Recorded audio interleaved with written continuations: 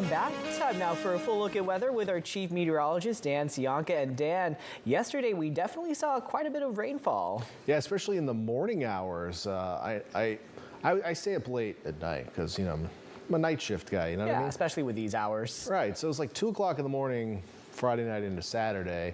And I've been watching the weather all day. It was my day off Friday, but I just can't not watch the weather.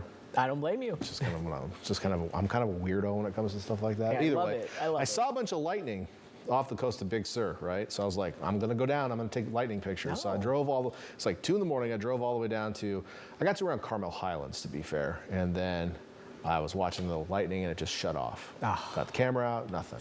It's like, oh man. Then another cell popped up off the bay and it flashed a couple times. So I drove into Carmel and tried to like find a good spot. There's not really any good places to look at the ocean at Carmel. That was sarcasm. There's plenty of good places. Anyway, the lightning shut off. But then there was another cell that popped up off the Big Sur coast again. So I drove all the way down to Garapata and then the lightning shut off. So I had a lightning failure. And then as I was getting home at like 4 in the morning, all heck broke loose in Santa Cruz. You folks got a good thunderstorm. Produced like 2 inches of rain on the west side of town. So pretty impressive stuff. I don't have any cool lightning pictures to show for it, but I was up all night watching it anyway, having fun with you guys. Tonight, conditions are dry. Here's a live look from Domenico's in Monterey this evening. No rain falling. Let's recap some of those totals, though, from this weekend. I got this fancy map here to share with you. So we're going to start in the Santa Cruz Mountains. This is from the 15th. So this is all the moisture that had to do with this system over the course of 5 days, okay? So as you look at the Santa Cruz Mountains, our wet spot with this system was Ben Lomond at 2.42 inches, but most areas in the Santa Cruz Mountains got between 1.5 inches and almost 2.5 inches. Santa Cruz did really well as well, especially the west side of town, where if you were just to pick out the west side of town, we probably got close to 2.5, 3 inches of rain, but average over the city was 2.21. Most cities on the north side of the bay, about 1.5 inches on average, so we didn't do too bad there. How about in our northern valleys? Well, we did pretty decent in Santa Clara Valley, about 1 inch, 1.5 inches there. Watsonville, Corralitos, about 1.5 inches of rain as well. East side of the bay, on into Hollister, it was a little bit more varied.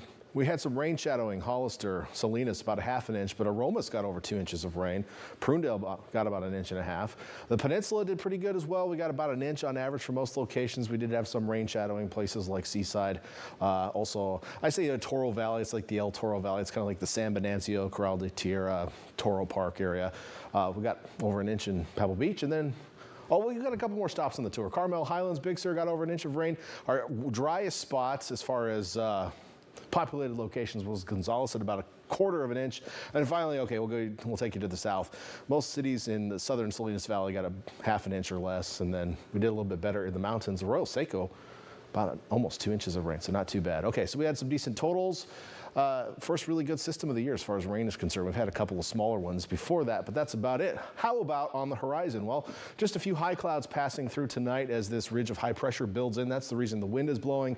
We're seeing that pressure gradient between the low that has moved off and the high building in. It's going to be blustery over the hills overnight, but this thing's going to stick with us for a couple of days and keep conditions dry. We'll have some cold mornings, warm afternoons. As we look at future track throughout the day tomorrow, we're going to see mostly sunny skies, just a few thin high clouds.